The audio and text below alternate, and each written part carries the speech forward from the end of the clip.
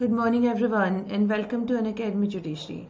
So here we are going to start Juvenile Justice Act and this will be part 1 और Juvenile Justice Act जिसको कि हम करने वाले हैं भाई ये जो होगा क्योंकि APO के लिए है और इट विल बी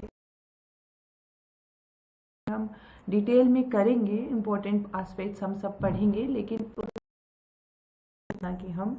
जितना कि हम पढ़ सकते हैं या जितना हम पढ़ते हैं अगर हम मेंस के एग्जाम में पढ़ेंगे तो ये रैपिड रिवीजन होगा इम्पोर्टेंट एस्पेक्ट आपको होंगे और पूरा का पूरा जो है आपको एक्ट में 2 पार्ट में कराने की पूरी कोशिश करूंगी। तो और आपका हम चलते हैं। देखिए जुवेनाइल जस्टिस एक्ट की अगर हम बात करें तो ये 2015 का एक्ट है। 2015 को ये act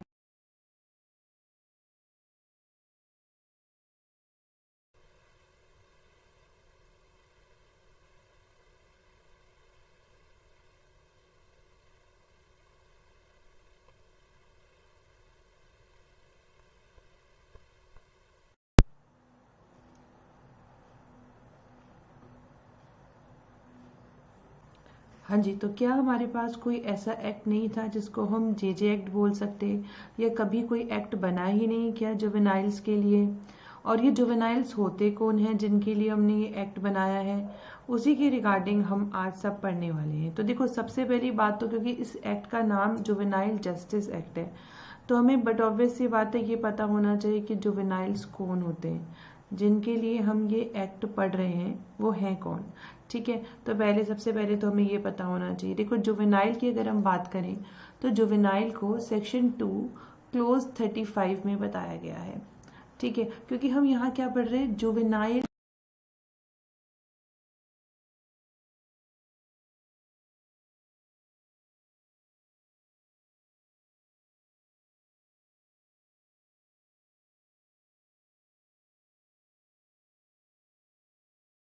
good morning Akhilesh.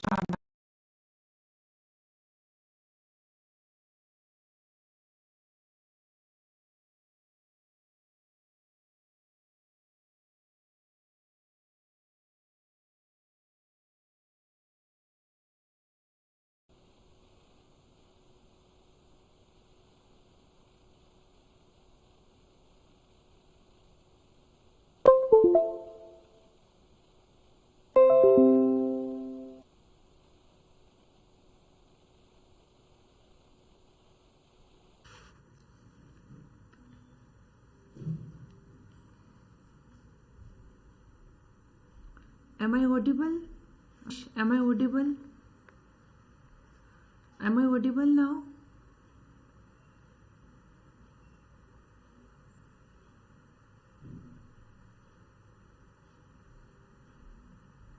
Am I audible? Visible? कोई दिक्कत तो नहीं है?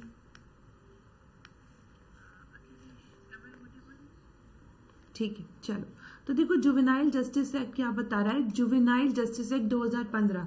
तो 2015 का ओरिजिन क्या, उससे पहले का भी नहीं था। जुवेनाइल जस्टिस एक्ट बिल्कुल था, उसको हम डिटेल में पढ़ेंगे कि कैसे कैसे शुरू हुआ। लेकिन उससे पहले इसमें समझिए क्या 2 वर्ड्स है, जुवेनाइल जस्टिस। यहाँ 2 वर्ड्स है, जुवेनाइल और जस्टिस, यानी हम जुवेनाइल्स को न्याय दिलवा रहे हैं। तो जुवेनाइल्स कौन होता है उसके बारे में सेक्शन 2 की क्लोज 35 हमें जुवेनाइल जस्टिस एक्ट के बारे में क्या बताता है कि जुवेनाइल का मतलब होता है वो जिसने 18 साल का जो है कंप्लीट नहीं करे। और ऐसी डेफिनेशन आपको इसी एक्ट के सेक्शन 2 की क्लोज 12 में भी देखने को मिलती है, जो कहता है चाइल्ड। ये कहते हैं चाइल्ड का मतलब वो जिसने 18 साल की उम्र कंप्लीट नहीं की, वो बच्चा जिसने 18 साल की उम्र कंप्लीट नहीं करी। फिर दोनों में डिफरेंस क्या है, वो भी बच्चा है, वो भी 18 साल से कम उम्र है का है, तो दोनों में डिफरेंस क्या है। तो जुवेनाइल वो होता है जिसके ऊपर आरोप लगा है कि उसने कोई ना कोई क्राइम किया है, जिसने कोई ना कोई ऑफेंस किया है, या तो आईपीसी में या फिर किसी और एक्ट में, तो उसे जुवेनाइल बोलते हैं। जुवेनाइल किसे बोलते हैं, उस बच्चे को बोलते हैं जिसने की कोई ना कोई क्राइम किया हो। अब उस बच्चे को न्याय दिलाने के लिए हमने ये जुवेनाइल जस्टिस एक्ट बनाया है। अब इसी से रिलेट करिए आप 2 चीजों को। एक तो आप पोक्सो पढ़ते हैं जहां पर कि बच्चों के खिलाफ जो अपराध होते हैं वो भी एक ही नेचर के। देखो अगर हम बात करते हैं जुवेनाइल जस्टिस एक्ट का। तो यहाँ पर कोई एक स्पेसिफिक नेचर के ऑफेंस नहीं बताए, बल्कि यहाँ पर जो ऑफेंस कैटेगराइज किए गए हैं, जो बेसिकली 3 तरह के ऑफेंसेस यहाँ बताए गए हैं। सेक्शन 2 की क्लोज 33 हेनियस ऑफेंस के बारे में बताता है, सेक्शन 2 की क्लोज 54 सीरियस ऑफेंस के बारे में बताता है, और सेक्शन 2 की क्लोज 45 ये आपको पेटी ऑफेंसेस के बारे में बताता है। तो 33 जो हमें क्लोज बताती है वो कहती है वो वाले ऑफेंसेस जहाँ पे पनिशमेंट 7 साल से ज्यादा हो, मोर देन 7 ईयर हो। 54 हमें बता रहा है यानी सीरियस ऑफेंसेस वो ऑफेंसेस हैं जिनमें बच्चे ने जो अपराध किया हो उसकी सजा 3 साल से 7 साल के बीच में आती हो, और पेटी ऑफेंसेस वो ऑफेंसेस है जिसमें बच्चे ने जो अपराध करा है उसका ऑफेंस 3 साल से है, 3 साल तक के पनिशमेंट बनाता है। तो ये सारे जो ऑफेंसेस आपको दिखाई दे रहे हैं ये आईपीसी में या और any other law for the timing in force ऐसा लिखा हुआ है। अब देखो यहाँ जुवेनाइल जस्टिस एक्ट में ऐसा कोई स्पेसिफिक कैटेगरी के ऑफेंस नहीं बताए गए, लेकिन अगर आप पॉक्सो की बात करेंगे तो वहां स्पेसिफिक कैटेगरी सेक्सुअल ऑफेंसेस के बारे में बताया गया है, तो पॉक्सो से ये डिफरेंस हो जाएगा। लेकिन इसके अलावा एक और डिफरेंस है, यहाँ पर जुवेनाइल है यानी जिसने अपराध किया है उस बच्चे को न्याय दिलवा रहे हैं, और पॉक्सो का मतलब बच्चे के खिलाफ अपराध हो रहे हैं और उनके प्रिवेंशन को हम रोक कर रहे हैं। हमारा फोकस क्या है, उन अपराधों को प्रिवेंट करना। इसके अलावा आईपीसी में भी आपको 82 के अंदर दिखाई देता है डोली इनकैपेक्स वाला मैटर, यानी कि जो बच्चा है जो कभी अपराध कर ही नहीं सकता। कौन सा बच्चा नहीं कर सकता, जिसकी उम्र 7 साल से कम है। 7 साल से 12 साल की उम्र के बीच के बच्चा अपराध कर सकता है, जिसको डोली कैपेक्स बोलते हैं, लेकिन वो बच्चे की फिर हम मेच्योरिटी लेवल चेक करते हैं। तो वहां पर भी हमने बच्चों की रिगार्डिंग ऑफेंस के बारे में बताया। ऐसे ही सीआरपीसी का, क्योंकि हमने डोली इनकैपेक्स और डोली कैपेक्स के मामले हमने आईपीसी में डाल दिए, तो सीआरपीसी में भी प्रोसीजर डाला है हमने सेक्शन 27 में, जहां सीजीएम के पास में ये पावर है कि वो जुवेनाइल्स के रिगार्डिंग जो है जुवेनाइल्स के खिलाफ जो आरोप, जुवेनाइल्स के खिलाफ जो चार्ज लगे हैं उनको डील करते हैं। लेकिन ये जो एक्ट है स्पेसिफिकली जुवेनाइल जस्टिस एक्ट, ये तो पूरी की तरह से हमें डील करता है, और हमें अच्छे से पता है कि जब भी जनरल लॉ और स्पेशल लॉ के बीच में कोई भी टसल होता है तो हमारा प्रिवेल करता है स्पेशल लॉ, तो जुवेनाइल जस्टिस एक्ट हमारा जो है वो प्रिवेल करेगा। ठीक, अभी इतनी बात समझ में आई कि जुवेनाइल का मतलब वो बंदा, वो बच्चा 18 साल से कम है, क्योंकि बच्चा है। सेक्शन 2 की क्लोज 12 अपने आप में कह रहा है कि वो बच्चे का मतलब कि जिसने 18 साल कंप्लीट नहीं करे, तो वो बच्चे में तो आ गया 235 में जुवेनाइल, लेकिन वो कौन है, उसने अपराध करा है, तो हम उसी बच्चे को हम न्याय दिलवाने की कोशिश कर रहे हैं। तो पहली बात तो हमें ये समझ में आ गया कि जुवेनाइल जस्टिस एक्ट इस चीज के बारे में बात करता है। अब दूसरी बात इसके अंदर समझने वाली क्या है कि एक्ट का इन्फोर्समेंट कब हुआ। अभी आप देखिए, ये जो एक्ट है इसको जो सहमति मिली, एसेंट मिली, वो 31 दिसंबर 2015 को मिली। एक्ट नंबर 2 है 2016 का, और ये जो इन्फोर्स हुआ था, ये जो हमारा एक्ट इन्फोर्स हुआ है बेटा, ये इन्फोर्स हुआ है हमारा ये एक्ट, ये 15 जनवरी को इन्फोर्स हुआ है ना। हमारा जो ये एक्ट है वो आया है 15 जनवरी को 2016 को, हाँ 15 जनवरी 2016 को ये हमारा एक्ट आया। तो एसेंट जो इसको मिली थी 31 दिसंबर को मिली थी, और ये जो एक्ट आया 15 जनवरी 2016 को आया। एक्ट नंबर 2 है 2016 को, और इसके अलावा जो इम्पोर्टेंट एस्पेक्ट इसमें डील करने वाली तो ये यही चीज है कि भाई कौन कौन से ऑफेंसेस हैं। तो ये तीनों क्लॉजेस बेटा आपको पता होनी चाहिए, क्योंकि इन्हीं क्लॉजेस से आपको प्रिलिमिनरी एग्जाम में क्वेश्चन पूछे जाते हैं, क्योंकि इस क्लॉज में क्या डिफाइन किया, और ये भी कि भाई इनमें कौन से ऑफेंस में कितना पनिशमेंट मिलेगा। तो याद करना बहुत आसान है, मैं आपको बताती हूँ कैसे। देखो, जब हम सेक्शन 254 की बात करते हैं, ये सीरियस ऑफेंस है, राइट, और ये पेटी ऑफेंस है। ये तो आप उल्टा कर लोगे, 54 का 45 बना लोगे तो समझ में आ गया, और 45 54, ठीक है।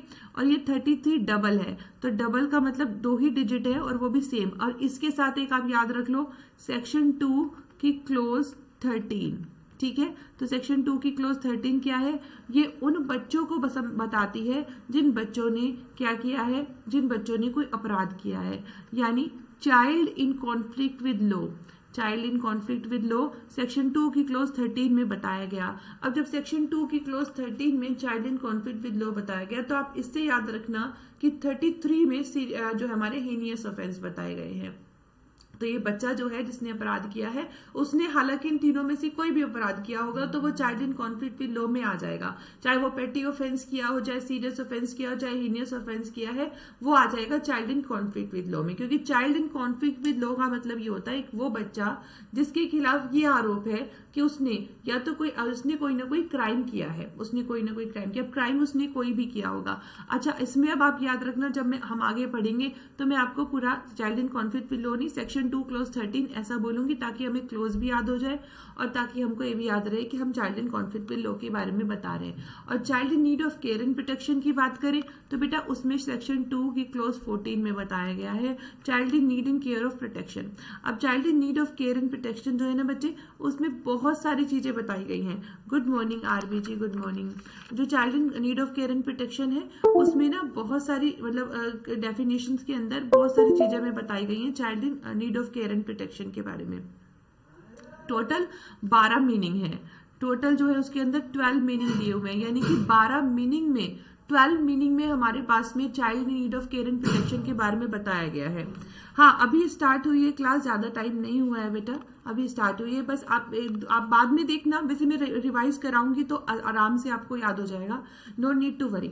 ठीक है, मैं फिर से बताती रहूंगी बीच बीच में, तो आपको परेशान होने की जरूरत नहीं।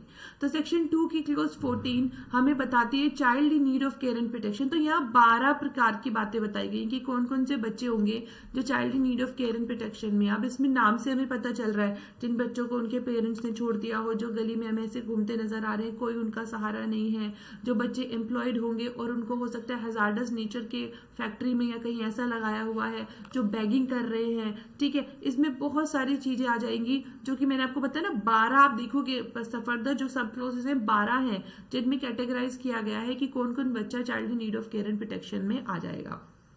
तो आगे हम एक्ट में जहां जहां पर child in need of care and protection होगा मैं बोलूंगी सेक्शन 2 क्लॉज 14, और जहां child in conflict with law होगा मैं बोलूंगी सेक्शन 2 क्लॉज 13। तो आपको क्लोज भी याद हो जाएगी और आपको ये भी पता चल जाएगा कि हम क्या पढ़ रहे हैं। तो इसमें सबसे इंपॉर्टेंट चीजें जो आपको याद रखनी है वो ये, जुवेनाइल कहाँ दिया, सेक्शन 2 क्लॉज 35 में, बच्चे को कहाँ डिफाइन किया, सेक्शन 2 क्लॉज 12 में, और बच्चे से अगला जो है वो child in conflict with law है और उससे आगे child in need of care and protection है। और 233 में हीनियस ऑफेंस, 54 में आपको सीरियस ऑफेंस, 45 में पेटी ऑफेंसेस के बारे में बताया है। यहाँ 7 साल का पनिशमेंट, यहाँ 3 से 7 और यहाँ 3 साल तक का पनिशमेंट। ठीक, तो ये हमें याद रखना है। इतनी बातें समझ में आ गई। अब यहाँ देखो एक और इम्पोर्टेंट बात, वो ये है बच्चे कि जब हम child in need of care and protection की बात करते हैं तो इनसे डील कौन करेगा, या इनके लिए कौन सी ऑर्गेनाइजेशन बनी है, इनके लिए हमारे पास में जेजे एक्ट में क्या प्रोवाइड हुआ है। अगर हम कह रहे हैं कि हम बच्चों को न्याय दिलाएंगे, इनके साथ कुछ गलत भी नहीं हुआ है और होना चाहिए, और अगर इन्होंने गलत किया है तो भाई फिर इनको भी बच्चा होने की वजह से बख्शना नहीं चाहिए। हालांकि बच्चा है तो हमारा ये भी हमारा ऑब्जेक्टिव रहेगा कि भाई बच्चा है, अभी हो सकता है उसकी सर्कमस्टांसेस देखते हुए, जैसे कि हम प्रोबेशन ऑफेंडर एक्ट में पढ़ा था कि सर्कमस्टांसेस देखेंगे कि एक बंदे ने अगर कोई अपराध किया है तो किस नेचर का किया है, क्या एज है उस बंदे की जिसने ऑफेंस किया है और उसने किन सर्कमस्टांसेस में किया है, वो सारी चीजें देख के तब हम प्रोबेशन के बारे में सोचते हैं, तब उसे एडमोनिशन के बारे में सोचने की छोड़ते हैं, बिल्कुल छोड़ने की सोचते हैं। बिल्कुल ऐसे ही हम जुवेनाइल जस्टिस एक्ट में एक बच्चे को देखो, इसमें अगर हम कहें कि child in conflict with law है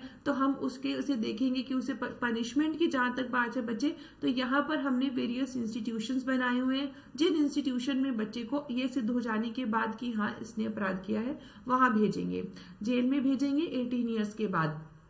अच्छा, यहाँ ये भी याद रखना कि बच्चे का जो टाइम पीरियड है, जिस टाइम पीरियड के लिए हमने उसको ऑर्गेनाइजेशंस में, इंस्टीट्यूशंस में भेजना है, वहीं तक जिम्मेदारी खत्म नहीं हो जाती है। जुवेनाइल जस्टिस एक्ट उसके बाद की भी बात करता है, चाहे बच्चे हम प्रोबेशन ऑफेंडर एक्ट की बात करें, चाहे हम जेजे एक्ट की बात करें, या हम बेसिक अपनी क्रिमिनोलॉजी को समझे, तो हमारा जो एस्पेक्ट रहा है क्राइम को बनाने का, पनिशमेंट को डिजाइन करने का, वो ये था कि हम रेफॉर्मेशन देखें।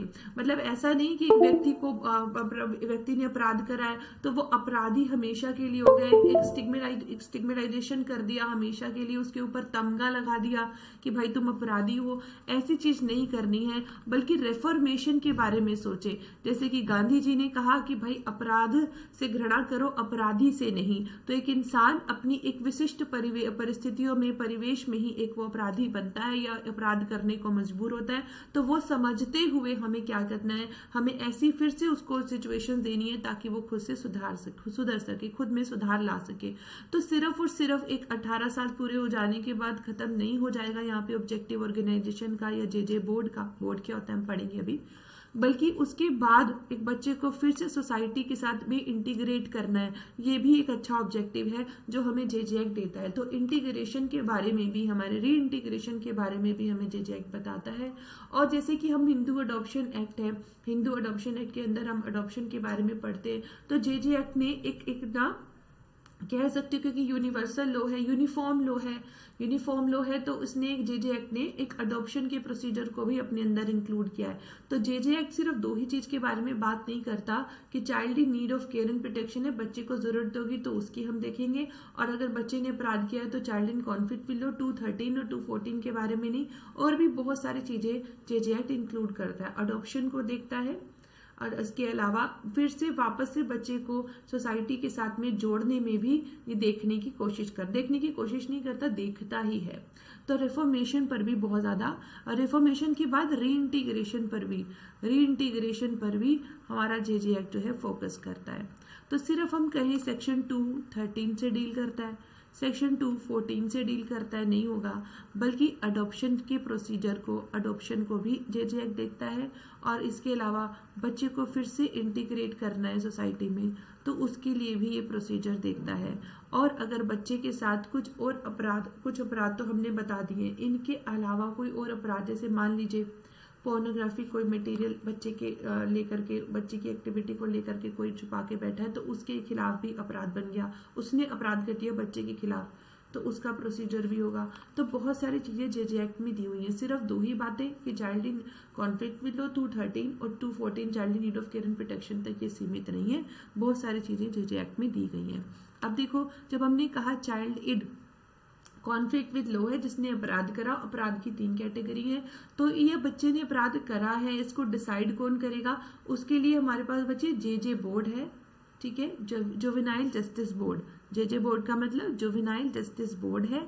और इस बोर्ड का जो गठन होता है, जो कॉन्स्टिट्यूशन होता है, वो अंडर सेक्शन 4 है। और आप इसको पढ़ोगे, जेजे बोर्ड को आप कहाँ किसके साथ में पढ़ोगे, जेजे बोर्ड को 2 क्लोज 10 के साथ में पढ़ोगे। क्लोज 10 में जेजे बोर्ड डिफाइन किया गया है। वह डिफाइन के नाम पे कुछ नहीं है, सिर्फ इतना ही बताया गया है कि भाई जेजे बोर्ड में कहाँ बताया गया आपको कि भाई जेजे बोर्ड आपको सेक्शन 44 के अंदर बताया गया है, ठीक है। तो जेजे बोर्ड के बारे में जो है वो आप कहाँ देखेंगे, आप देखेंगे सेक्शन 4 के अंदर। फिर उसके बाद आपके पास में आता है जो आपको जेजे बोर्ड, तो मैंने आपको बता दिया है कि भाई 210 में और रीड विद सेक्शन 4 के साथ में। अभी देखो हम इसका गठन पढ़ेंगे, क्योंकि जेजे बोर्ड कैसे बनता है, क्या फंक्शंस हैं, क्या पावर है। जेजे बोर्ड इंक्वायरी करता है तो कौन से सेक्शन में करेगा, इंक्वायरी के बाद ऑर्डर बनाएगा तो प्रिलिमिनरी इंक्वायरी कब, असेसमेंट कब करेगा, वो सारी बातें हम आज कंप्लीट करेंगे। आज की क्लास में हम इतना करेंगे। और मैं आपको ये भी बता देती हूँ, क्योंकि वेरियस इंस्टीट्यूशंस है, तो कौन से इंस्टीट्यूशन क्या काम करता है, ये इतना आज का हमारा काम रहेगा। बाकी अडॉप्शन वगैरह वो हम कल पढ़ेंगे। तो सेक्शन 2 की क्लोज 10 में जेजे बोर्ड को डिफाइन करके कहा गया कि जेजे बोर्ड वो जो सेक्शन 4 में बनता है। तो एक तो जेजे बोर्ड होता है बच्चे सेक्शन 2 क्लोज 13 के लिए। इसके अलावा बच्चे चिल्ड्रन कोर्ट भी होता है जेजे, इसके लिए 213 के बच्चे के लिए चिल्ड्रन कोर्ट भी होता है। 2 होते हैं, अगर आप देखेंगे कि child in conflict with law, इसके लिए एक तो जेजे बोर्ड होता है और दूसरा चिल्ड्रंस कोर्ट होता है। अब ये जो चिल्ड्रन कोर्ट होता है बच्चे, ये चिल्ड्रन कोर्ट आपको कहाँ बताई गई है, सेक्शन 2 की क्लोज 20 में बताई गई है। अब ये चिल्ड्रन कोर्ट होती क्या है, जैसे हमें पता है जो हमारे पास में डिफरेंट एक्ट है, जैसे कि हमारे पोक्सो के अंदर हो गया, पोक्सो के अंदर अगर हमने कोई कोर्ट बनाई है तो कह रहे वो हो गया, वो पोक्सो के अंदर जो कोर्ट बनी है वो कोर्ट हो गई आपकी चिल्ड्रन कोर्ट। इसके अलावा जो हमारी इसके अलावा कह रहे हैं कि भाई जो हमारे पास में चाइल्ड राइट एक्ट के अंतर्गत बन गई वो हो गई हमारी कोर्ट। और इसके अलावा ये कहते हैं अगर ये कोर्ट्स नहीं भी है तो सेशन कोर्ट हो जाएगी चिल्ड्रन कोर्ट। ये सेक्शन 2 की क्लोज 20 में बताया है। फिर हमने कहा एक और बच्चों की कैटेगरी के बारे में हम पढ़ेंगे, दैट इज वो children in need of care and protection, जिसमें 12 हमें सब क्लोज में बताया गया है। तो यहाँ पर इनको कौन टेक केयर करता है? इनको जेजे बोर्ड नहीं करता, बल्कि इनके लिए क्या होता है बच्चे, इनके लिए कमेटी बनाई जाती है। इनके लिए क्या बनाई जाती है? इनके लिए चाइल्ड वेलफेयर कमेटी बनाई जाती है। ठीक है, इनके लिए बनाई जाती है कमेटी। ठीक है, इनके लिए क्या बनती है? कमेटी। देखो मैं आपको बता देती हूँ, वैसे मैं आपको सभी बता रही हूँ, तो आपको जो जो इंपॉर्टेंट चीजें होंगी वो मैं सब कराई जा रही हूँ। आपको ऐसा भाई करने की, जो जो मैं आपको बता रही हूँ वो कर लेना बस। देखो चाइल्ड वेलफेयर ऑफिसर जो है वो 217 में है। चाइल्ड वेलफेयर पुलिस ऑफिसर ये 100, ये इंपॉर्टेंट डेफिनेशन है 218 में जो दी हुई है। और आपकी कमेटी जो है वो 220 में और सेक्शन 27 में दिया हुआ है। Yes, child welfare committee close 22 में दी हुई है और सेक्शन 27 में दिया हुआ है। चलो तो वापस चलेंगे, हम यहीं पर आते हैं वापस से। तो जो हमारा 214 है बच्चे, उसके लिए आप पढ़ेंगे 22 पढ़ेंगे साथ में, और इसके साथ में 27 पढ़ेंगे, है ना। तो 22 में दिया हुआ है आपको चाइल्ड वेलफेयर कमेटी, 27 में, यस 27 में है चाइल्ड वेलफेयर कमेटी, 27 में है चाइल्ड वेलफेयर कमेटी। सेक्शन जो है वो आपका 27 में दिया हुआ है चाइल्ड वेलफेयर कमेटी, और यहाँ पर आपको 220 में दिया हुआ है सेक्शन 2 की क्लोज 22 में। जैसे यहाँ सेक्शन 2 क्लोज 10 में दिया है ना, ऐसे 222 में दिया हुआ है चाइल्ड वेलफेयर कमेटी। ठीक, तो अब देखो इतनी बात हमें समझ में आ गई। इसमें क्या होता है, बहुत सारे ऑर्गेनाइजेशंस भी दिए हुए हैं। जो ऑर्गेनाइजेशन काम करते हैं किस लिए? डिफरेंट फैसिलिटीज प्रोवाइड करने के लिए और एक बच्चे को टेक केयर करने के लिए। Child need of care and protection के अलग है, और चाइल्ड वेलफेयर कमेटी जो बना देती है, भेजती है, उनके अलग है, और child in conflict with law के अलग है ऑर्गेनाइजेशंस। तो कौन कौन सी ऑर्गेनाइजेशन है बेटा, आप चाहो तो इनको आप लिख लीजिए, मैं यहाँ आपको सब लिखवा दे रही हूँ। उसके बाद हम वापस से अपनी टॉपिक पर, मतलब ये बेसिक है उसमें चलेंगे।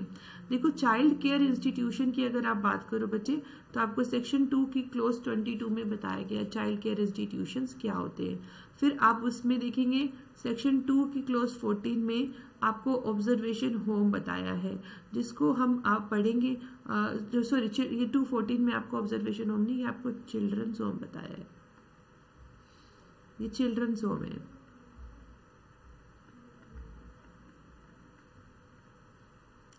ठीक है, ये बताया आपको चिल्ड्रंस होम।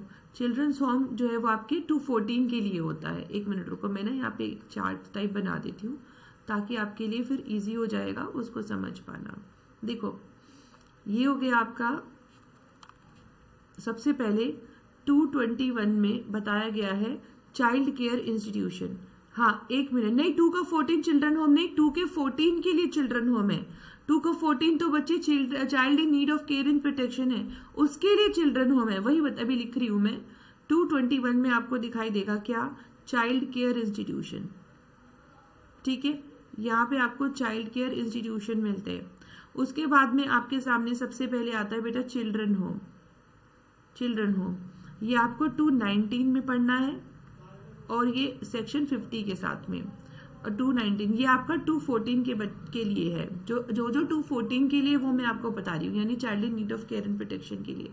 फिर ओपन शेल्टर, ये आपका ओपन शेल्टर, ये आपको 24 में बताया हुआ है, और ये आपको पढ़ना है 43 सेक्शन के साथ में। फिर उसके बाद में बच्चे फिट फैसिलिटी आता है, फिट फैसिलिटी आता है, ये आपको 227 के साथ में पढ़ना है, और वैसे 51 सेक्शन में आता है। ऐसे ही आपका फोस्टर केयर है, फोस्टर केयर ये आपको 229 में पढ़ना है।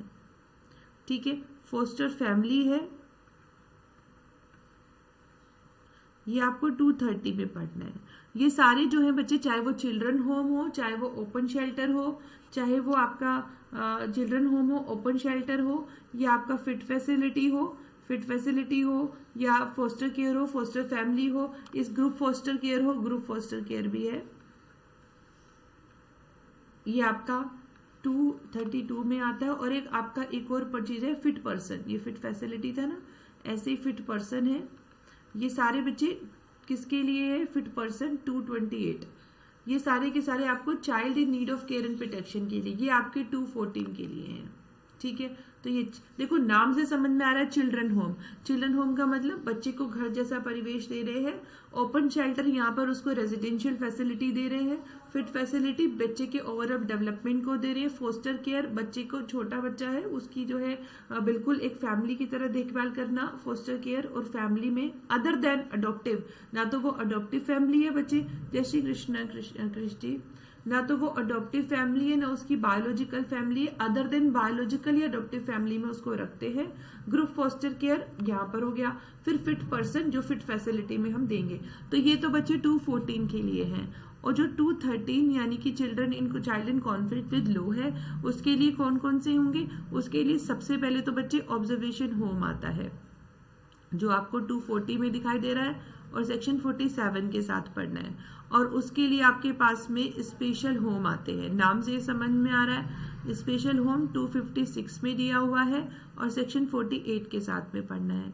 इसके अलावा प्लेस ऑफ सेफ्टी है, तो देखो प्लेस ऑफ सेफ्टी बहुत इंपॉर्टेंट है।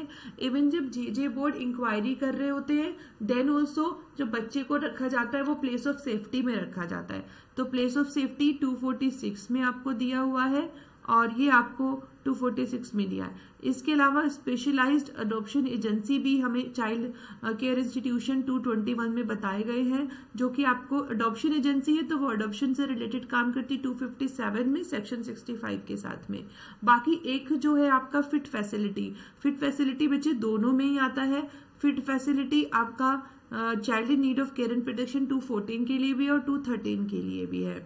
तो फिट फैसिलिटी हमें कहाँ बताया गया? 213 में दिया हुआ है, 213 में, और जो है वो आपका 227 में, 227 में दिया हुआ है और 51 के साथ हम इसे पढ़ेंगे। तो फिट फैसिलिटी हो गया, place of safety, special home, observation home, ये आपको किसके साथ किसके लिए पढ़ने हैं? Child in need conflict with law और child in need of care and protection में children home, open shelter, fit facility. Fit facility fit person दोनों में है। Foster care, foster family, group foster care, नाम से समझ में आ रहा है फोस्टर वर्ड है तो सारे के सारे किसके लिए है भाई? 2 आपके 214 के लिए है, 214 के लिए है ये, ठीक। और फिट फैसिलिटी दोनों के लिए, तो दो में तो प्रॉब्लम सॉल्व हो गई। फिट फैसिलिटी दोनों के में आएगा। फोस्टर केयर नाम से समझ में आ रहा है कि भाई देखभाल करने वाली बात है तो वो 214 के लिए होगी। बाकी चिल्ड्रन होम, ओपन शेल्टर, अब ओपन शेल्टर में तो नाम जैसे ओपन शेल्टर माने तो ये है कि जो बच्चे को रेजिडेंशियल फैसिलिटी नहीं है तो उसको रेजिडेंशियल फैसिलिटी देना है 214 के अंदर। लेकिन वैसे अगर देखिए ओपन शेल्टर की भाई ओपन में तो नहीं रखेंगे, जो child in conflict with law है उसको स्पेशल होम में रखेंगे, ऑब्जर्वेशन होम में रखेंगे। तो आप ऐसे करके याद रख लेना। तो ये ऑर्गेनाइजेशंस हैं, इंस्टीट्यूशंस हैं जो अलग अलग कैटेगरी में आप पढ़ेंगे। ये मैंने आपको बता दिया है बेसिक पर्पस भी इनके। तो ये तो हो गया आपका बेसिक। अब मैं वापस से चलती हूँ कि हमने कहा कि 2015 में हमारे पास में आया था जेजे एक्ट। तो क्या 2015 से पहले हमें कोई एक्ट था ही नहीं? था बेटा, 2015 से पहले भी, क्योंकि 1860 में जब आईपीसी आई उस वक्त हमने ये चीज देखी कि बच्चे भी अपराध करते हैं और उनको हमने कैटेगरी में डिवाइड कर लिया। डोली इनके अपेक्स 7 साल से कम बच्चा और डोली के अपेक्स 7 साल से 12 साल का बच्चा। तो जब हमने उनको भी कैटेगराइज किया हुआ है तो भाई ये कोई एक्ट नहीं होगा क्या? इसलिए कह रही हूँ सॉरी, बिल्कुल था। उस वक्त भी हमारे पास में एक्ट था। तो उस वक्त जो हमारे पास एक्ट था वो कौन सा था? देखो मैंने आपको क्या बताया, 1860 में जो है आईपीसी आई। तो उससे पहले भी बच्चे एक्ट था। ये एक्ट था अप्रेंटिस एक्ट 1850 के अंदर। ठीक है। यहाँ पे क्या हो रहा था, ये एक्ट क्या करता था, ये बच्चों कोर्ट्स को अलाउ करता था कि वो बच्चों को जिन्होंने कोई पेटी क्राइम्स करे हैं उन्हें अप्रेंटिस के तौर पे जो है देख ले, उन्हें जो है जेल में नहीं भेजे। ये जो अप्रेंटिस एक्ट था इसका काम ये था कि जिन बच्चों ने पेटी ऑफेंस किए, छोटे मोटे चोरी करी है या फिर रोटी चुराई, दवाइयाँ चुराई, तो उन्होंने ऐसे अपराध करे हैं, तो उन बच्चों को कोर्ट में ना भेज के उनका ट्रायल, बल्कि उनको कहाँ भेजे, उनको जो है जेल में ना भेज करके उनको अप्रेंटिस के तौर पर जो है ट्राई करें। इसीलिए फिर जब 1860 में आईपीसी आई तो उसमें फिर अलग अलग तरीके से डिफाइन कर दिया। फिर ये तो हो गया अप्रेंटिस एक्ट। उसके बाद आया था रेफॉर्मेटरी स्कूल एक्ट। अब देखो, क्योंकि हमारा ऑब्जेक्टिव हमेशा से यही रहा है कि सुधार लेके आना है, चाहे वो बच्चे हो चाहे वो अडल्ट हो। तो रेफॉर्मेटरी एक्ट आया 1876 में। इसमें जो है जुवेनाइल ऑफेंडर्स के बारे में बात की गई थी। फिर हमारे पास 1960 में चिल्ड्रन एक्ट आया था। चिल्ड्रन एक्ट आया हमारे पास में 1960 में।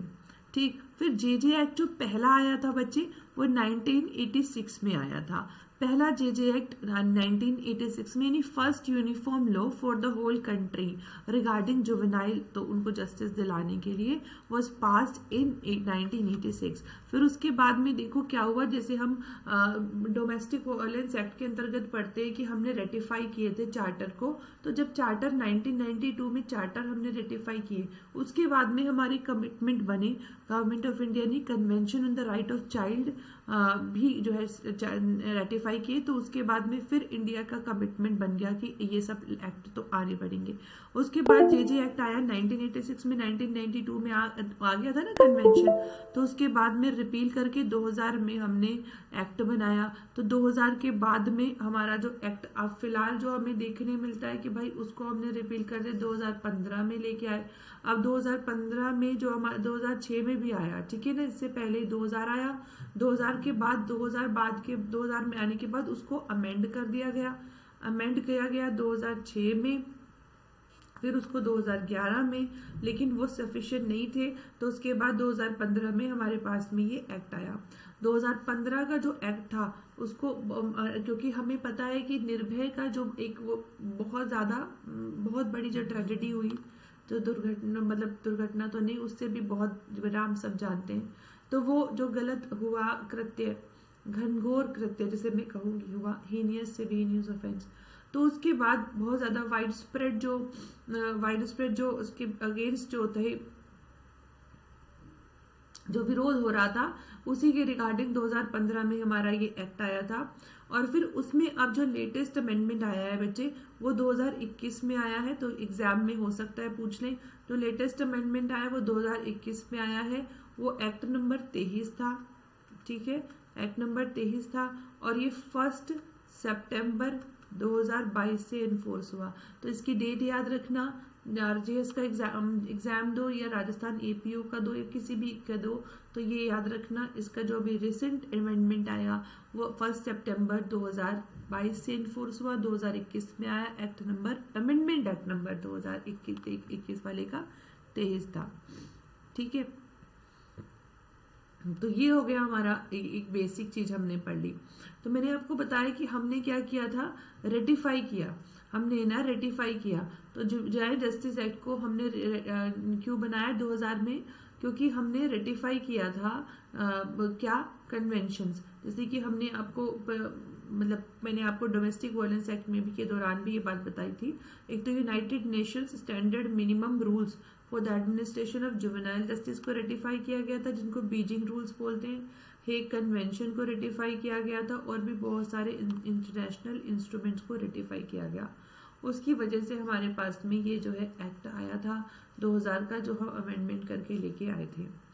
लेकिन अगर हम अपने संविधान को देखें तो हमारे संविधान में भी बेटा फंडामेंटल राइट्स तो दिए हुए हैं, और बच्चों और महिलाओं के लिए स्पेशल जो है अधिकार दिए गए हैं। तो जैसे अगर हम फंडामेंटल राइट्स की बात करें तो जैसे कि एजुकेशन का भी अधिकार है, और इसके अलावा जो है स्टेट के ऊपर भी दायित्व बनता है। डायरेक्टिव डीपीएसपी है, directive principle of state policy है कि भाई आपने क्या करना है, आपने बच्चों के हित के लिए कार्य करना है। जैसे कि मैं आपको बताऊं, आर्टिकल 15 तो हमारे पास में है ही संविधान में, इसके अलावा आर्टिकल 39 क्लोज ई, आर्टिकल 39 क्लोज एफ, ठीक है, 45, 47, ये सारे हमें बताते हैं कि हमें बच्चों के हितों के लिए काम करना है। तो इन सब की वजह से हमारे सामने ये एक्ट निकल करके आया। तो हमने ये तो पढ़ लिया कि भाई इस एक्ट में क्या क्या इंपॉर्टेंट चीजें होंगी।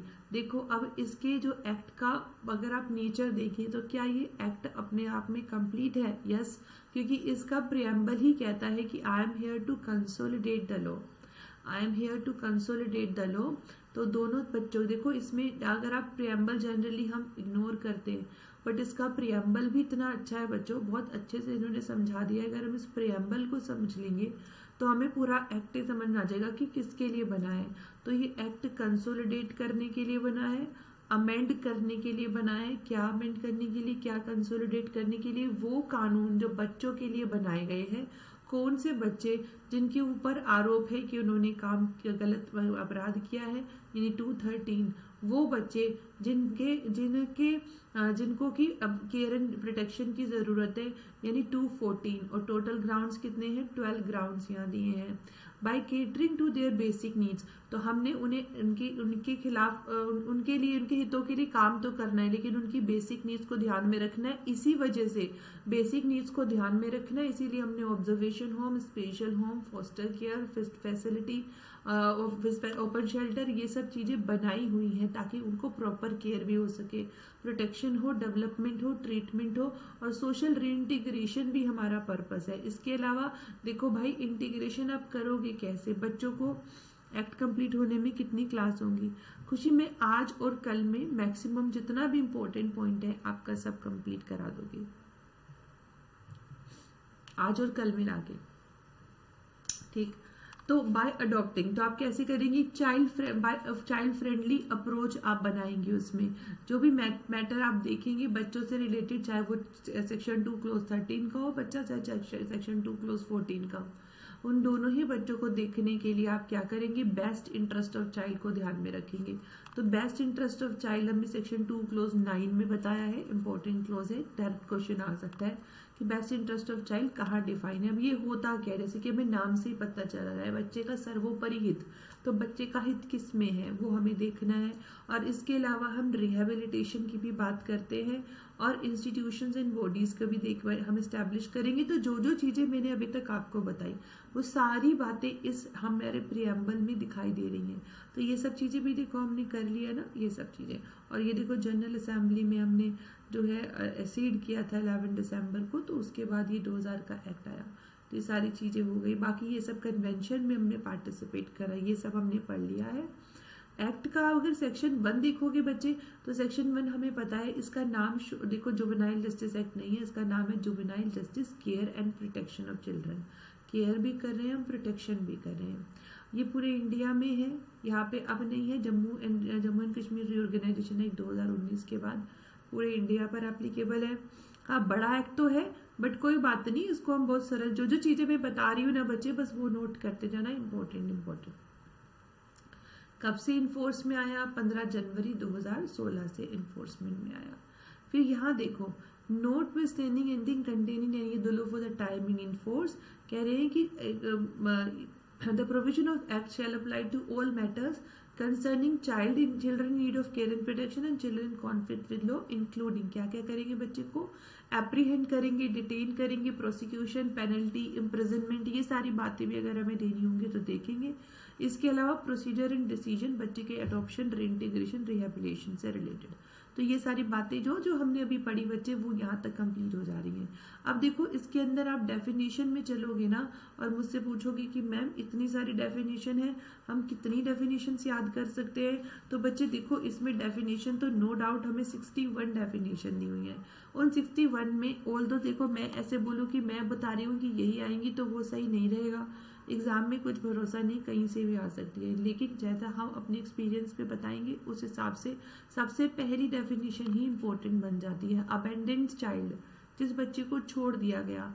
अब अबेंडेंड माने छोड़ना हो गया, तो छोड़ेगा कौन, छोड़ता है भाई, उसकी फैमिली ने उसे छोड़ दिया। फैमिली कौन है, फैमिली दो तरह की चीजें डील करता है, चाहे वो बायोलॉजिकल हो चाहे अडॉप्टिव हो, जिसने गोद लिया बच्चे को वो, या जहाँ बच्चे का जन्म हुआ वो, दोनों में से कोई भी होगा। अबेंडेंड ऐसे डिक्लेयर नहीं हो जाएगा, अच्छा इसके परिवार वालों ने तो छोड़ दिया ये अबेंडेंड, नहीं। कमेटी इसकी इंक्वायरी करेगी कि बच्चा वास्तव में अबेंडेंड है या नहीं है, देन ओनली वो उसको अबेंडेंड डिक्लेयर करेगी। अडॉप्शन कहाँ पे डिफाइन है, 2(2) में, ये आपसे पूछा जा सकता है। अडॉप्शन का क्या मतलब होता है, अडॉप्शन का मतलब एक ऐसा प्रोसेस होता है जिस प्रोसेस के जरिए बच्चा अपनी बायोलॉजिकल फैमिली को हमेशा के लिए छोड़ के, हमेशा के लिए मतलब उसके जो भी राइट्स उसकी फैमिली में बनते हैं उन राइट्स को वो वहीं छोड़ करके अपनी बायोलॉजिकल फैमिली को छोड़ के अडॉप्टिव फैमिली में इंक्लूड हो जा रहा है। लेकिन याद रखना, अगर उसको कोई वहां पर बायोलॉजिकल फैमिली में कोई राइट्स मिल रहे थे तो वो उसके रहेंगे, लेकिन उन राइट्स में किसी भी तरीके की प्रिविलेज्ड भी हैं तो वो उसकी रहेंगी। एग्जाम्पल के तौर पे मान लो ये एक व्यक्ति है, इसकी 2 बच्चे हैं, ठीक, तो इसके पिताजी ने कहा था कि तुम्हारे जितने बच्चे होंगे उन बच्चों में मेरी प्रॉपर्टी बराबर बराबर बांट देना। इसके पिताजी के, इस बंदे के पिताजी के दो जो है दो यहाँ पर मकान थे, तो 2 मकान है तो एक एक बच्चे को मिलेगा, एक बच्चे को मिलेगा, देखा तो जाएगा तो यही, क्योंकि दादाजी ने यही कहा था कि दोनों को बराबर मिल जाएगा। अब इसने क्या किया, अपने इस बच्चे को किसी को गोद दे दिया, लेकिन क्योंकि बराबर मिलना था तो इसे एक घर तो पैतृक संपत्ति का मिलेगा, तो ये इसके साथ इसकी अडॉप्टिव फैमिली में जाएगा, पहली बात। दूसरी बात ध्यान रखिएगा, मान लीजिए कि इसके दादाजी ने ये कहा था कि ठीक है 2 घर है मेरे, दोनों अगर जितने भी बच्चे हुए बराबर बराबर बढ़ जाएगा, लेकिन उसके बाद में अगर ये जो भी इस पर ये अगर रेंट पे चढ़ता है या जो भी इससे बेनिफिट मिलेंगे तो वो बेनिफिट जो होंगे ना वो आपको मिलते रहेंगे। मतलब अपने बेटे को कहा था कि जब तक आप हो आपको मिलते रहेंगे। तो इसके जो बेनिफिट्स हैं ये भले ही अडॉप्टिव फैमिली में चला गया और बेनिफिट्स इसके पिताजी को चलते रहेंगे, यही चीज हमें सेक्शन 2 की क्लोज 2 डिफाइन कर रहा है। अडॉप्टिव रेगुलेशंस नहीं पूछे जाते एग्जाम में, मतलब ये क्लोज इतना इंपॉर्टेंट नहीं है। उसके बाद बेटा एडमिनिस्ट्रेटर, ये आपका खत्म हो गया, ये वाली क्लोज पुराना एक्ट है ना तो उसमें अमेंडमेंट नहीं है इंटरनेट पे अवेलेबल, 2021 के अमेंडमेंट से इसको हटा दिया गया। आफ्टर केयर 2 क्लोज 5, ये भी इतना इंपॉर्टेंट नहीं, बस हमें पता है कि भाई आफ्टर ईयर केयर का मतलब कि जब बच्चे के 18 साल कंप्लीट हो जाएंगे लेकिन उसने 21 साल, ये आपको आफ्टर केयर कितने टाइम में दी जाती है ये पता होना चाहिए, 18 से 21 साल के बच्चे को भी दी जाती है जिसको अब 18 साल का हो गया तो इंस्टीट्यूशन से तो बाहर चला जाएगा, इंस्टीट्यूशन में तो नहीं रहेगा, 18 साल से ज्यादा का हो गया है तो उसके बाहर चला जाएगा, इंस्टीट्यूशंस के बाहर चला जाएगा, तो तभी फाइनेंशियल मदद चाहिए, जॉब की मदद चाहिए, उसके लिए सब ध्यान रखेंगे आफ्टर केयर में, ये देख रहे हैं हम। अथोराइज्ड फॉरेन अडॉप्शन एजेंसी, ये एग्जाम में आता नहीं है, ऐसा कुछ अभी तक आया नहीं कि कहाँ डिफाइन किया गया है। तो भाई वैसे फॉरेन अडॉप्शन एजेंसी है जिसको कारा यानी कि सेंट्रल अडॉप्शन रिसोर्स अथॉरिटी, और उन्होंने यहाँ पर जो है रिकॉग्नाइज किया है। अथॉरिटी का मतलब सेंट्रल अडॉप्शन रिसोर्स अथॉरिटी कारा है जो 68 में है। तो कौन से सेक्शन में हमें कारा डिफाइन है, वो 68 में। अच्छा, बैगिंग, ये वाला इंपॉर्टेंट टर्म है, जो बैगिंग आपको दिखाई दे रहा है ये वाला टर्म इंपॉर्टेंट है। अच्छा, और बैगिंग आपको कहीं और भी पढ़ने मिलता है, यस बैगिंग आपको कहीं और भी पढ़ने मिलता है। कहाँ पढ़ने मिलता है बैगिंग आपको मिलता है आईपीसी में, है ना, आईपीसी में भी आपको बैगिंग देखने को मिलेगा। आईपीसी के कौन से सेक्शन में मुझे बता सकता है कोई, आईपीसी के किस सेक्शन में हमें बैगिंग देखने मिलता है? 68 में, हाँ 68 में कारा है। बैगिंग हमें कौन से सेक्शन में मिलता है बेटा?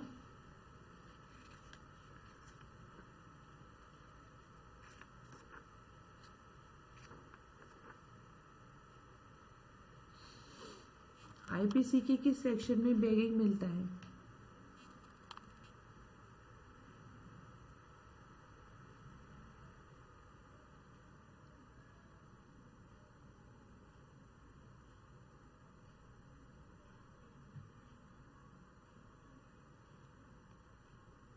नहीं, कोई बात नहीं, ये जो बैगिंग वर्ड है ये आपको आईपीसी के 363 ए में भी मिलता है, ठीक है, ये जो बैगिंग वर्ड है ये आईपीसी की 363A में भी दिया हुआ है। बैगिंग का मतलब होता है कि अगर कोई भी व्यक्ति, कोई भी बच्चा, हम यहाँ पे कहेंगे, भिक्षा मांग रहा है पब्लिक प्लेस पर या प्राइवेट प्रीमाइसेस में भी एंटर करके, किसी भी तरीके के बहाने बना के, जिस तरह से किसी व्यक्ति को कह रहा है कि वो उसे भीख दे, या फिर अगर किसी भी तरीके का उसे घाव हुआ है, चोट लगी है, बीमारी है, वो दिखा करके कि मुझे ऐसा हो गया है, पैसे भीख मांग रहा है, दैट इज व्हाट। इसके अलावा अगर वो अपनी चोट नहीं, अपने एनिमल की चोट दिखा रहा है तो वो भी बैगिंग में आ जाएगा। अच्छा, बेस्ट इंटरेस्ट ऑफ चाइल्ड, ये मैंने आपको बता ही दिया है, 2(9) में दिया हुआ है। ठीक है, इसके बाद आपका आता है बोर्ड, बोर्ड भी बता दिया, जे बोर्ड अभी हम पढ़ेंगे। सेंट्रल अथॉरिटी का मतलब government department recognised under the Hague convention on protection of children and cooperation. Child क्या होता है, child in conflict with law है, ये क्या होती है, ये सब बता दिए, ये सब इंपॉर्टेंट भी है। और इसमें 12 ग्राउंड्स है, ये मैंने आपको बता ही दिया कि भाई क्या क्या हो सकते हैं जो कि काम करता हुआ पाया गया, जिसका कोई घर नहीं है। अच्छा, ये भी इम्पोर्टेंट है कि अगर मान लीजिए जिसके साथ वो रहता है वो लोग उसे चोट पहुंचा रहे हैं या उसे मारने की धमकी दे रहे हैं या उन्होंने किसी और बच्चों को उनके सामने, उसके बच्चे के सामने मारा है, तो भाई वो यहाँ पर child in need of care and protection में आ जाएगा। जो मेंटली इल है या फिजिकली चैलेंज है और कोई भी व्यक्ति उसकी देखभाल नहीं करा, जिसके पेरेंट या गार्जियन है तो, लेकिन वो इस काबिल नहीं है कि वो बच्चे का ध्यान रख पाए, जिसके पेरेंट्स नहीं हैं, ठीक है, और कोई भी देखभाल करने के लिए नहीं है, जो मिसिंग चाइल्ड है, या फिर जो कि जैसे अब्यूज, टॉर्चर या एक्सप्लॉइट किया गया हो सेक्सुअल और बेस अब्यूज के लिए, जो वल्नरेबल मतलब हाशिए पे जी रहा है ऐसा पाया गया बच्चा, चाइल्ड ट्रैफिकिंग का जो शिकार पाया गया, वो सब बच्चे, abuse for unconscionable gains who is victim और affected by any armed conflict, जैसे मतलब युद्ध छिड़ गया या कोई बीमारी आ गई, आपदा आ गई, बाढ़ आ गई, तो उसका जो विक्टिम होगा वो भी 214 में आ जाएगा। Who is at imminent risk of marriage, भाई अभी उसके 18 साल कंप्लीट हुए नहीं है लेकिन हो सकता है उसे शादी करने को बाध्य करें, तो वो यहाँ पर। अच्छा, अभी मैं कंटिन्यू करूंगी, मैं बंद नहीं करी हूँ क्लास, अभी चलाऊंगी। आप आगे देखो, मैं आपको इम्पोर्टेंट बात बताना चाहती हूँ कि आप लोगों के लिए भाई ये ऑफर है, 12 मंथ्स का एक्सटेंशन आपको मिल रहा है, 12 मंथ्स फ्री मिल रहे हैं आपको यहाँ पर, कि अगर आप 12 महीने का सब्सक्रिप्शन लेते हो तो 6 महीने फ्री हैं, और अगर आप लेते हो 18 महीने का तो भी 6 महीने, लेकिन अगर आप 24 महीने का लोगे तो आपको 12 महीने का, ओके खुशी जी, 12 महीने का सब्सक्रिप्शन मिलेगा। और मेरा कोड है ARCHNA, तो ये कोड लगा लीजिएगा, 12 महीने का 6 महीने या 18 महीने का 6 महीने, 24 महीने का 12 महीना, तो ये कोड लगाने से अभी ये जो ऑफर है वो 28 तक है, अवेलेबल है। आपको कैसे पहुंचना है स्पेशल क्लास पे, पहली बात तो देखिए स्पेशल क्लास पे पहुंचिएगा, प्लस क्लास पे पहुंचिएगा, आपके लिए बहुत आसान है। पहले आप अनअकैडमी की जो है लर्निंग ऐप डाउनलोड करें, फिर जुडिशरी एग्ज़ाम सेलेक्ट करें, सब्सक्रिप्शन स्टोर टैब पे जाएं, अपना बैच ज्वाइन कर सकते हैं, स्पेशल क्लासेस में भी आ सकते हैं। स्पेशल क्लासेस मेरी 12 बजे होगी तो वहाँ आइएगा। आपके लिए राजस्थान का देखो APO का लिंकिंग बैच चल रहा है, 2 महीने का बैच है, 15 मार्च से स्टार्ट हुआ है। ऐसे ही आप लोगों के लिए ऑनलाइन जुडिशरी का बैच चल रहा है 15 महीने का, ये 29 मार्च से स्टार्ट हुआ। MPCJ का मेंस बैच आप लोग के लिए अवेलेबल है स्टोर पे। आपको क्या क्या फीचर मिल रहा है अकेडमी से, अनलिमिटेड एक्सेस है, 24 आवर्स वीडियो आप एक्सेस देख सकते हैं। कोई भी एक बैच सोच के लगाएंगे लेकिन सभी बैचेस पे आपको यहाँ मिलते हैं। रेगुलर डाउट सॉल्विंग सेशन है, यूट्यूब सेशन है, कंप्रेहेंसिव कोर्स कवरेज है, क्यूरेटेड टेस्ट सीरीज है, एक्सेस टू ऑल बैचेस है। बाकी आप ये वाले चैनल को प्लीज़ सब्सक्राइब करें, देखें और वीडियो को भी शेयर कर दीजिएगा ज़्यादा से ज़्यादा। तो चलो हम आगे बढ़ेंगे, तो ये सब हमने कर लिया, आगे चलेंगे हम लोग।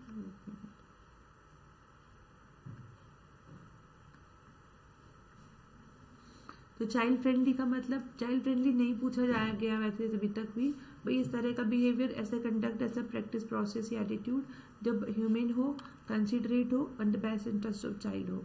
उसके बाद child legally free for adoption, तो ये भी आज तक ऐसे नहीं पूछा गया भाई इसका मतलब क्या होता है। इंक्वायरी के बाद देखा आपने की सेक्शन 38 में जो इंक्वायरी करी कि हाँ इस बच्चे को हम जो है अडॉप्शन में दे सकते हैं।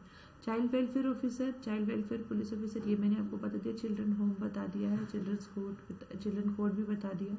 Child care institution, committee, court ये बता दिया मैंने आपको। अच्छा कोर्ट में आपको बताना भूल गई, देखो ये देखना जो child in need of care and protection है यानी 214 के लिए तो ये 2 इंस्टीट्यूशंस हैं। और जो आपका जो child in conflict with law है 213 उसके लिए भी 2 है, एक तो जेजे बोर्ड हो गया और एक आपका जेजे बोर्ड हो गया। और एक तो जेजे बोर्ड है आप लोग के लिए और एक आपका चिल्ड्रंस कोर्ट है। तो वहाँ पर ये कोर्ट है सिर्फ और ये चिल्ड्रन कोर्ट है, तो ये अंतर ध्यान रखना। चिल्ड्रन कोर्ट आपका 213 के लिए और सिर्फ कोर्ट 214 के लिए। कोर्ट का मतलब सिविल कोर्ट होती है जो अडॉप्शन या गार्जियनशिप में के मैटर देखती है। इसमें district court, family court, state civil court भी आ जाते हैं। Corporal punishment not so important, वैसे ये पेनफुल है, उसका मतलब बच्चे को पेन देना हो गया। चाइल्ड लाइन सर्विसेज का मतलब 24 आवर्स कंटिजेंसी के टाइम पर खुला है ये। डिस्ट्रिक्ट चाइल्ड प्रोटेक्शन यूनिट की अगर हम बात करें